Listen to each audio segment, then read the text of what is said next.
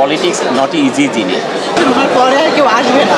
আমাদের এটার সবচেয়ে বড় উদাহরণ হচ্ছে আমাদের মাননীয় প্রধানমন্ত্রী শেখ হাসিনা। দেশীয় কিছু লোক ষড়যন্ত্র করছে, তারা কারা? এইটাও উনি বলে দিবে একদিন। এসে কেউ যদি বলে যে আমি ঘোষণাপত্র পাঠ করেছিলাম, তাতে নাকি দেশ স্বাধীন হয়ে গেল। বাংলাদেশ বলতে গেলে বঙ্গবন্ধুর নামটা থাকলেই কিন্তু চলে।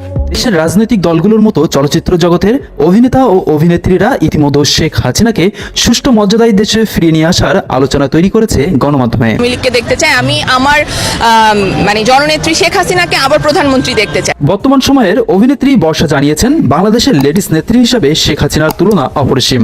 বিশ্বে এ ধরনের নেত্রী আর কখনো তৈরি হবে না বলেও তিনি মন্তব্য করেন। যিনি কিনা আমার কাছে মনে হয় যে অ্যাজ একজন লেডিস নেত্রী হিসেবে পৃথিবীতে উনি একজন এসেছেন, ওনার পরে আর কেউ আসবে না। এদিকে রাজনৈতিক দলগুলো উপদেষ্টাদের উদ্দেশ্য করে নানাবিধ মন্তব্য তৈরি করেছেন।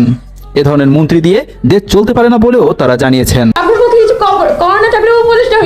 কয়েকজন সমন্বয়কের কথাই একটা গভর্নমেন্ট হয়ে যাবে। কেউ কেউ বলছেন এটা চট্টগ্রাম সমিতি হয়ে গেছে, কেউ বলছেন এনজিও সরকার হয়ে গেছে। এবং সেই সাথে দেশের এই উন্নয়নের ধারাবাহিকতা বজায় রাখতে সাবেক প্রধানমন্ত্রী শেখ হাসিনাকে প্রয়োজন বলে দেশের বিভিন্ন জেলায় তৈরি হয়েছে বিক্ষোভ মিছিল।